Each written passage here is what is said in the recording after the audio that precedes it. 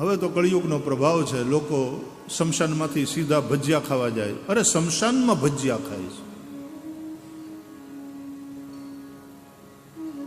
એનાથી કઈ ભૂત ભેગું ભજીયાની ભેગું ભૂત આવી જાય ને એવી અંધશ્રદ્ધાની વાત નથી. પણ જે કામ જ્યારે જ્યાં થતું હોય ત્યાં થાય. પ્રાઇમ મિનિસ્ટર હોય કે કોઈ પણ સાંસદ હોય, એ સંસદની કાર્યવાહી ચાલતી હોય ત્યારે ત્યાં પોતાના ટેબલ ઉપર બેઠા બેઠા ભજીયા ખાય છે.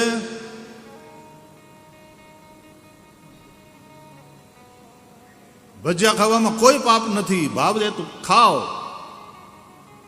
પણ સંસદમાં ખબર અમે અહીં બેહીને ભજીયા ખાઈએ તો,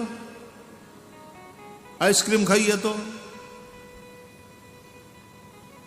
કેવું ભૂંડું અને અવિવેકપૂર્ણ લાગે. તો અંધશ્રદ્ધા બિલકુલ ન રાખો, પણ એનો મતલબ એમ નથી કે શમશાનમાં બેહીને ભજીયા ખાઓ. કારણ વાત પવિત્રતાની છે.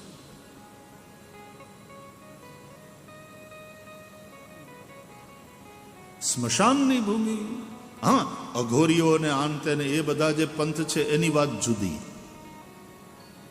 તમે તો ગ્રહસ્થ છો, સજ્જનો છો, કઈ જગ્યાએ કયું કામ થાય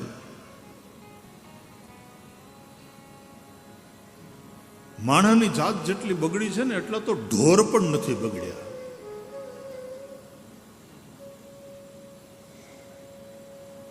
બેવકૂફીની પરાકાષ્ઠા તો એ કે હમણાં કોઈ કે મને એક ચિત્ર બતાવ્યું, એમાં એક રેસ્ટોરન્ટમાં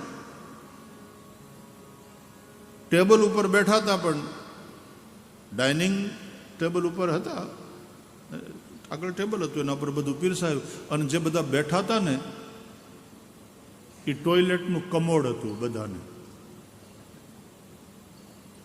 અબ હદ હૈ પાગલપન કી. સાચું નહીં હોય,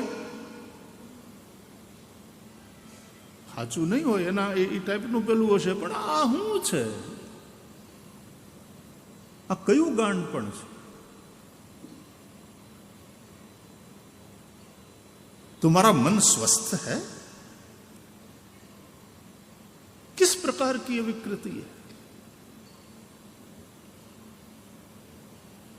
તમારા ઘરમાં બાથરૂમની અંદર ટોયલેટ કમોડ ઉપર બેઠા બેઠા ભજીયા ખાઓ. सोचते भी हैं तो कितना बेहुदा लगता है, और लोग करते हैं.